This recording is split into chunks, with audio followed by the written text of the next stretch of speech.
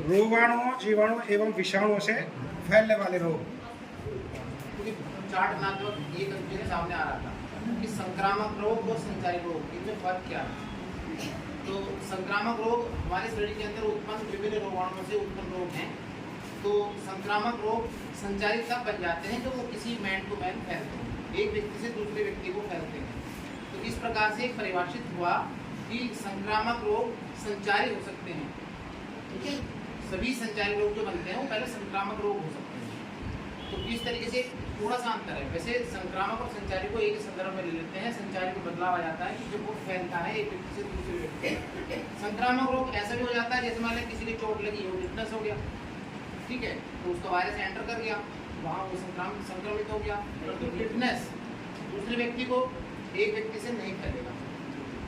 अभी आप अंतर आ गया ना इस बात से। तो इस बात को हम आगे बढ़ाते हैं। कुछ है जैसे malaria, dengue, corona, TB, influenza.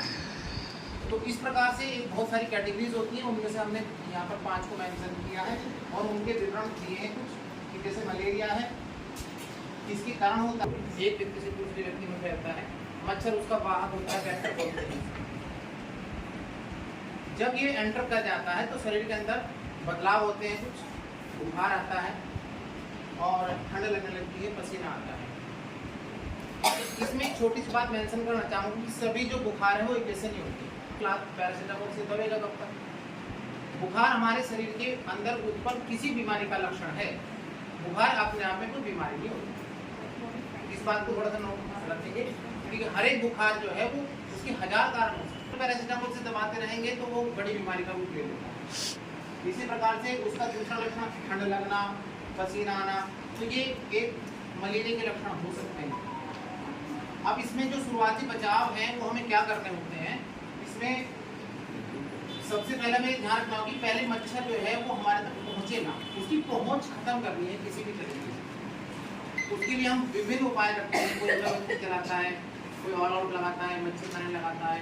तो आपको जो भी बेस्ट लगता है वो कर सकते हैं। बट जो चिकित्सा मंत्रालय है उन्होंने भी उन सब चीज़ों को रिजेक्ट कर दिया।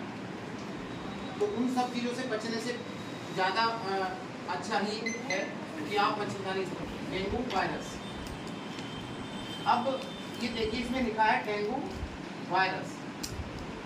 शरीर के अंदर बैक्टीरिया से या हो तो रहा है वायरस से रोग, हमने ले लिया एंटीबायोटिक तो बैक्टीरिया को मारेगी।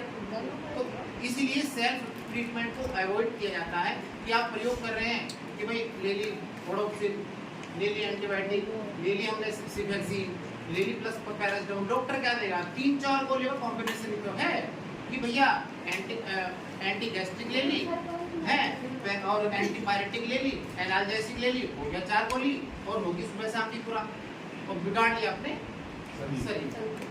फिर उसके बाद कहेंगे यार पता नहीं डायबिटीज कहाँ से आ गई, पता नहीं लीवर में। ये एडी मच्छर से होता है। तेज बुखार आता है, शरीर पर लाल चकत्ते से पड़ जाते हैं, ये लक्षण है। और दर्द होता है, जबकि वास्तु के हिसाब से बताया गया है कि छत के ऊपर कोई कबाड़ नहीं होना चाहिए।